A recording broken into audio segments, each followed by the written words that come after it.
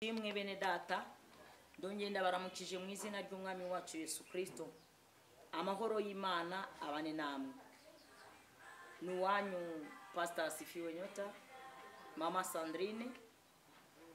Tushimye Imana kubw'uyu mugoroba.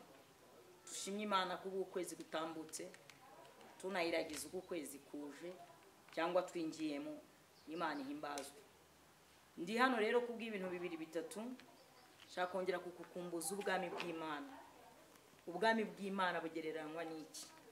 Ubwami bw'Imana ubufata gute?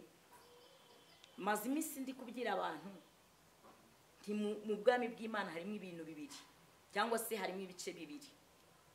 Yesu nashimwe cyane. Haleluya. Sinzi rero uko ugenda ubifata, sinzi uburyo ki ugenda nawe ubwawe bwite witekerezaho.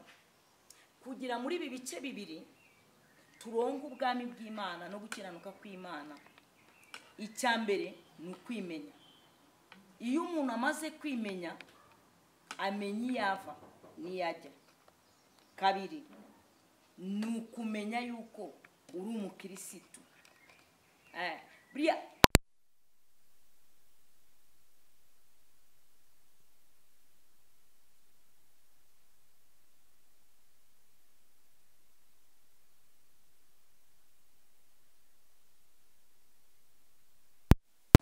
abo turibo tuzamenya iyo tuva niyo muri iyi minsi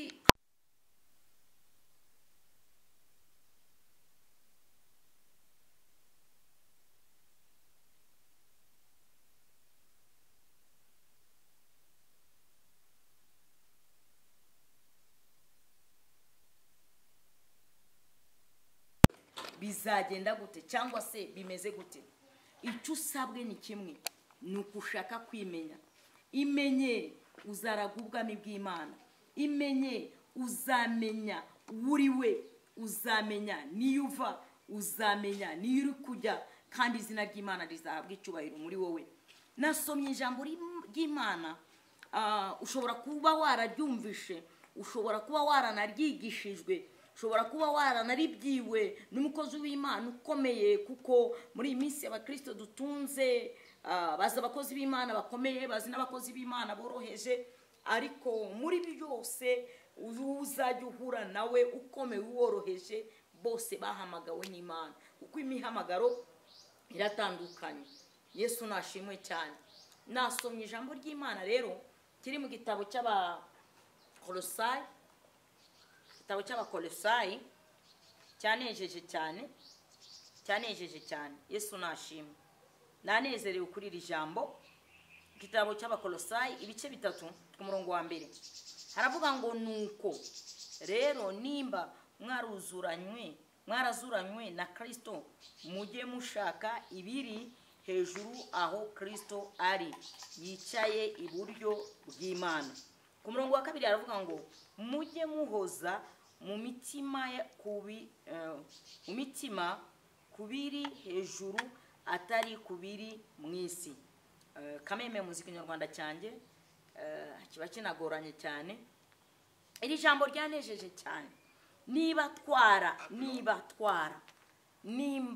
twarazukanye na Kristo, nimba twarazukanye na Kristo, iri jambo riratubwiye ngo nimba twarazukanye na Kristo, ngo tujye tushira imitima yacu ku by'ijuru, tushira imitima yacu ku byo bwami bw'Imana, tushira imitima yacu aho Kristo yagiye, kuko ijambo ry'Imana ratubwira ngo yicaye iburyo bwa Tata, ngo ntitushire imitima yacu ku by'isi. Reka nkubwire, iby'isi bizashira, iby'isi bizavaho, iby'isi ni ubusa bugeretse ku bundi, ariko baratubwiye ngo imitima yacu nimba koko twemera yuko twazukanye na Kristo. Ni ijambo rikomeye cyane, naritekerejeho kandi numva ndihaye umwanya wo kurivugaho cyane. Nimba twarazuwe na Kristo, amen. Nimba twarazuwe na Kristo, Imana ishimwe. Haleluya. Nimba twarazuwe na Kristo, kuzurwa na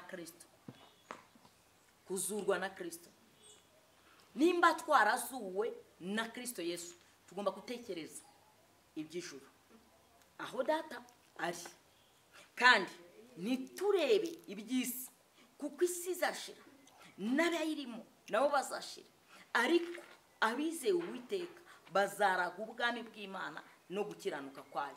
Ndashaka kukubaza muri aya masaha, mu by'ukuri bw'Imana ihoraho, ujya umenya ko uri umukristo, ujya umenya ko uri uwa Kristo. Nimba uri uwa Kristo rero ugomba kwimenya kandi ukisobanukirwa, ukavuga ngo ngewe ndi umukristo, nzahora ndiwe. Ibitero byawe ntibigukure kuri Kristo Yesu, intambara zawe ntizigukure kuri Kristo Yesu, ubukene bwawe ntibugukure kuri Kristo Yesu, gupfusha kwawe ntigukukure kuri Kristo Yesu, kurara inzara ntibigukure kuri Kristo Yesu. Umuririmbyi w'umukara avuga ngo mbese niki cyantandukanya n'urukundo rw'Imana? Nawe aravuga ngo ntacyo gishobora kudutandukanya n'urukundo rw'Imana. Ni ugupfusha se, ni ukurara inzara se, ni ugukena se, niko twabuze ibyacu, twabuze amafaranga y'inzu, twarwaye. Reka nkubwire, wowe uri kukerezwa n'ibyo ukerezwa nabyo mu nzira, ariko haracyari ibyiringiro. Icyo nakwizeza muri aya masaha n'iri jambo maze gusoma rimbwira ngo nimba twarazuranwe na Kristo Yesu, kama tumefufuliwa na Yesu, kama tumefufuliwa na Yesu, sisi inabidi tutarajie vya mbingu, tusitarajie tena vya dunia, maana hii dunia tunapita, dunia tuko wapitaji. Mwimbaji mmoja akasema ni heri kuishi na Kristo kuliko kuishi na ulimwengu, maana ulimwengu tapita, ulimwengu taisha, mbingu na dunia zitaisha, lakini wale ambao wameamini Kristo Yesu wataishi maisha ya mbingu. Niko nakutakia magharibi ya leo, kwa hii tariki nataka ujisikie tena kutafuta ufalme wa mbingu, wongere wishake mu bwiza bw'imbaraga z'Imana, ijuru, ushake ubwiza bw'ijuru, wongere ukumbura ijuru, Imana igukumbuze ijuru, Imana igukumbuze yuko wowe wazukanye na Kristo, ntabwo ukiri uwawe ngo wiyobore, ahubwo ugomba kuyoborwa na Kristo Yesu. Imirimo ya kamere ntikuyobore, imirimo yose ubona ibyo ngibyo, nubwo biba bimeze gutyo, yoborwa n'umwuka w'Imana kugira ngo uzaragwe ubwami bw'Imana. Reka nkubwire mwene data, turi mu masaha ya nimugoroba, birasaba ngo twigenzure, kandi buri muntu wese mu itorero abe yejejwe, buri muntu wese mu itorero niyezwe, buri muntu wese mu itorero niyezwe. Nawe ndagushakira ngo, cyangwa se ndakwingingira kugira ngo ube mu itorero wejejwe, kandi niwezwa uzabona ineza y'Imana. Reka kuri aya masaha y'uyu mugoroba Kristo Yesu wagufashe, kandi imbaraga z'Imana zikubeho, ubuntu bw'imbaraga zayo zibe hagati muri wowe, uri bunyumve kandi wowe uri buntege amatwi. Mukumbuje ubwami bw'Imana mu ijuru, tuzabaho mu buzima bwo kutapfusha, tuzabaho mu buzima bwo kutagira inzara, tuzabaho mu buzima bw'umunezero, tuzaba turi kuvuga ngo Hoziyana mwana wa Dawidi, turirimba tuhimbaza Imana, tunavuga gukomera kw'Imana. Ndagushakira kugira ngo uvuge gukomera kw'Imana, kuko gukomera kw'Imana, nuvuga gukomera kw'Imana uzabona ineza y'Imana. Yesu nashimwe cyane. Reka nkubwire ngo muri aya masaha y'umugoroba, aba masaha y'umugisha kuri wowe, aba masaha y'ubwiza kuri wowe, aba masaha yo kunezererwa n'Imana, uzabona agakiza k'Uwiteka Imana. Amahoro, shalom. Reka dusenga Imana. Mwokozi wetu anatupa furaha duniani, atuongoza kwa neema na anatushibisha. Tazama yupo pamoja nasi, neema haitaisha kamwe. Haleluya, haleluya, haleluya, amina. Mana turagushimye, icyampa umunsi umwe twazicanana kuri ya ntebe y'ubwami, n'izina rya Yesu. Kandi data wa twese tukeneye ineza yawe kugira ngo bayigaragara muri twe. Ibiruta ibyo byose ujye utwibutsa ubwami no gukiranuka kwawe, kandi tukumbure iby'ijuru kuruta uko twakumbura iby'isi, kugira ngo tuzaraganwe nawe mu izina rya Yesu. Twanze icyatuma tujya inyuma y'ubushake bwawe, twanze icyatuma ubushake bwawe budakoreka muri twe, ahubwo data mu izina rya Kristo tukomereze amaboko kandi tube hafi muri byose. Urakoze, turagushimye, ubane natwe kubw'ubuntu wawe, kandi utugire neza mu izina rya Yesu. amen.